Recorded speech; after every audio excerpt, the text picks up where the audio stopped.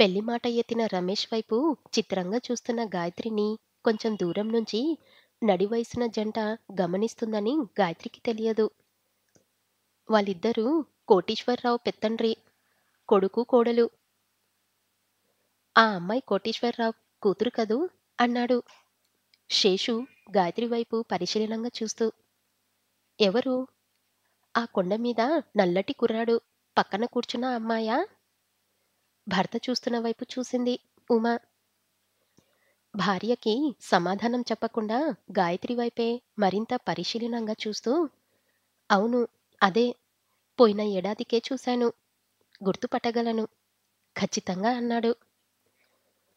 ఉమా నాలుగడుగులు కొండవైపు వేసింది కానీ వాళ్ళు కనిపించకపోవడంతో మళ్ళీ వెనక్కి వెళ్ళి పరీక్షగా చూస్తూ అంది. ఈ అమ్మాయి కాలేజ్కి వెళ్లకుండా ఇలా తిరుగుతుందా? ఏం పోయే కాలం? మన ముంబైలోనే అనుకున్నా. ఇలాంటి విపరీతాలు ఇక్కడ కూడా ఉన్నాయన్నమాట. ఏంటి నాన్నా ఇక్కడే నిలబడిపోయారు? అప్పటికే ముందుకు నడిచి వెళ్ళిపోయిన శేషు కొడుకు భాస్కర్ వెనక్కి వచ్చి అడిగాడు. ఏం లేదులేరా, ఆ అమ్మాయి మన బంధువులమ్మాయి అని చూస్తున్నా అన్నాడు శేషు గాయత్రి వైపు నుంచి చూపు తిప్పకుండా. వెళ్ళి పలకరిద్దామా అడిగాడు భాస్కర్. అది బాయ్ ఫ్రెండ్తో వచ్చిందిరా. కోటేశ్వరరావుకి తెలిస్తే ప్రమాదం కూడాను. అదా, తేలిగ్గా అన్నాడు భాస్కర్. వదిలే నాన్నా, మనకెందుకు? ఈ రోజుల్లో ఇవన్నీ కామన్. బాయ్ ఫ్రెండ్ లేకపోతే అమ్మాయిలు, గర్ల్ ఫ్రెండ్ లేకపోతే అబ్బాయిలను నామోషిగా ఫీల్ అయ్యే రోజులు వచ్చాయి.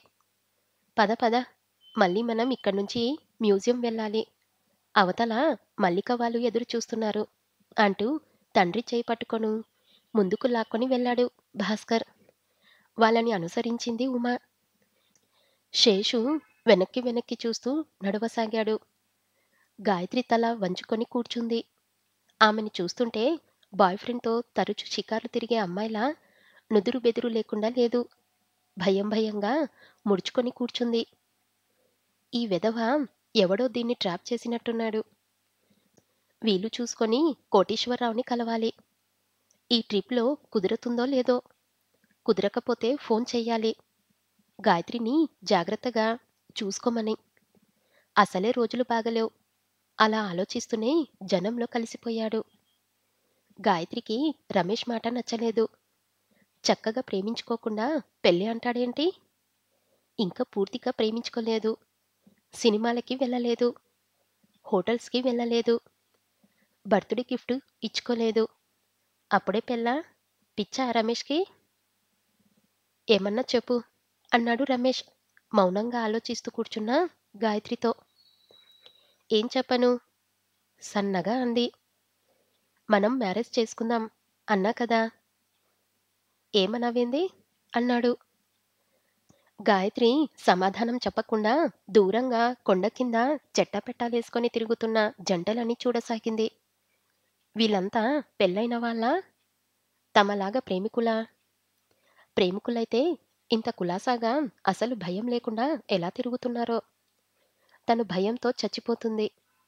దారి పొడుగునా ఎవరన్నా చూస్తారేమో అని వణికిపోయింది. ఇక్కడ తెలిసిన వాళ్ళు ఎవరూ రాకపోవచ్చు. హాయిగా బోలెడు కబుర్లు చెప్పుకోవచ్చు అనుకుంటే ఈ రమేష్ డైనమైట్ పేల్చాడు. పెళ్ళంటాడేంటి? ఇది పెళ్లి చేసుకునే వయసా ఇద్దరం? దువ్వుకోవాలి. అతను ఉద్యోగం సంపాదించుకోవాలి. ఒకవేళ అతని జీతం సరిపోకపోతే తను కూడా ఉద్యోగం చెయ్యాలి. ఇదంతా లేకుండా పెళ్లి చేసుకోవడమేంటి? అసలైన పెళ్లి అంటే అమ్మా నాన్న ఊరుకుంటారా? చంపేస్తారు. ఓ గాయత్రి! విసుగ్గా పిలిచాడు రమేష్. ఉలిక్కిపడి చూసింది. ఏం చూస్తున్నావ్? అడిగాడు. ఏం లేదు అన్నట్టు తల అడ్డంగా ఊపింది. నాకెరికే. జాబ్ లేకుండా మ్యారేజ్ అంటున్నా అని సొంచాయిస్తున్నావ్. కానీ గిట్లనే ఉంటే మనం కలుసుకునుడు కష్టమే. మంచిగా ఇట్లా ఎంజాయ్ చేసుడు కష్టమే. మీ ఇంట్లో తెలిస్తే ప్రాబ్లం. మా ఇంట్లో తెలిస్తే కూడా ప్రాబ్లం. అందుకే ఏడికన్నా పొయ్యి పెండ్లి చేసుకుంటే మన ఇష్టం. నువ్వేం ఫికర్ చెయ్యకు. నిన్ను మంచిగా చూసుకుంటా. అతనలా మాట్లాడుతుంటే గమ్మత్తుగా ఉంది గాయత్రికి. ఇతన్ని పెళ్లి చేసుకొని కాపురం పెట్టడమా? అంటే తను, రమేష్ ఒక ఇంట్లో ఉంటారు. ఎవరన్నా చూస్తారేమో అనే భయం అక్కర్లేదు. ఏ రోజుకా రోజు కలిస్తే బాగుండు అనుకోవడం, కలుసుకోలేకపోవడం, కలుసుకున్నా మళ్ళీ ఇంటికి త్వరగా వెళ్ళిపోవాలన్న కంగారు, ఇలాంటి బాధలుండవు. నిజమే. ఇలా ప్రేమించుకుంటూ ఉంటే ఒంటరిగా కలుసుకోవడానికి ఛాన్స్ దొరకకపోవచ్చు. కలుసుకోకుండా ఎలా ఉండడం? వారం రోజులు కలుసుకోకపోతేనే ఎలాగో ఉంది. ఏదో పోగొట్టుకున్న ఫీలింగ్. హాయిగా పెళ్లి చేసుకుంటే ఎవరు ఒప్పుకుంటారు? కాళ్ళు చేతులు కట్టేసి ఇంట్లో కూర్చోబెడతారు. అప్పుడు జీవితం ఎంత నరకం? అందుకే పెళ్లి చేసుకోవాలి. రమేష్ అన్నట్టు ఎట్టన్నా వెళ్ళిపోయి పెళ్లి చేసుకొని, అవును, చేసుకొని గాయత్రి కళ్ళ ముందు ఏవేవో దృశ్యాలు. తను, అతను పెళ్లి చేసుకొని ఒక చిన్న ఇల్లు తీసుకుంటారు. తను ఇల్లు చూసుకుంటుంది. అతను ఆఫీస్‌కి వెళ్ళి వస్తాడు. అతను వచ్చేసరికి తను అతనికిష్టమైన టిఫిన్ చేసి చక్కగా తయారై ఉంటుంది. రాగానే ముందు తనని దగ్గరకు తీసుకొని ముద్దు పెట్టుకుంటాడు.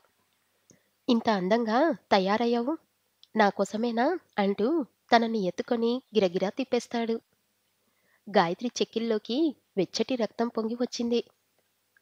కళ్ళు సిగ్గు బరువుతో వాలిపోయాయి. రమేష్ అటు ఇటు చూశాడు. తమని ఎవరు గమనించడం లేదు అని నిర్ధారించుకొని గబల్న గాయత్రిని చేయి పట్టుకొని దగ్గరకు లాక్కొని చెంప మీద ముద్దు పెట్టుకున్నాడు.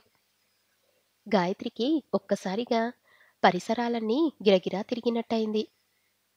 ఆపద్మస్తకం వణికిపోయింది. గబల్న దూరం జరిగింది. రమేష్ ఆగలేదు. ఆమెకి దగ్గరగా జరుగుతూ, "ఏడికి పోతున్నావ్?" అంటూ ఆమె చెయ్యి పట్టుకున్నాడు. గాయత్రికి ఇప్పుడు పులకింత కన్నా భయంతో ఒళ్ళంతా చేత పట్టేసింది. "వదులు" అంది చెయ్యి లాక్కుంటూ. "ఏయ్, గమ్మునుండు. ఇంత దూరం వచ్చిందెందుకు?" అంటూ మరింత గట్టిగా బిగించి పట్టుకొని ఇంకా కొంచెం దగ్గరగా జరిగి చెయ్యి వదిలి అదే చెయ్యి నడుం చుట్టూ బిగించి దగ్గరకు జరుపుకున్నాడు.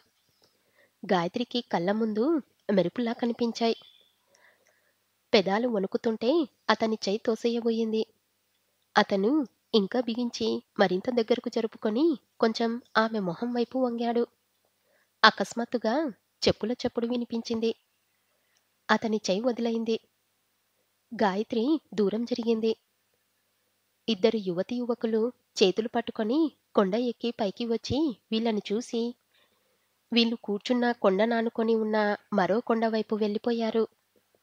గాయత్రి గబుక్కున లేచి, "నేను ఇంటికి వెళ్ళాలి" అంది. "అప్పుడేనా?" అన్నాడు రమేష్. "నేను వెళ్ళాలి. నాకు భయం వేస్తుంది" అంది.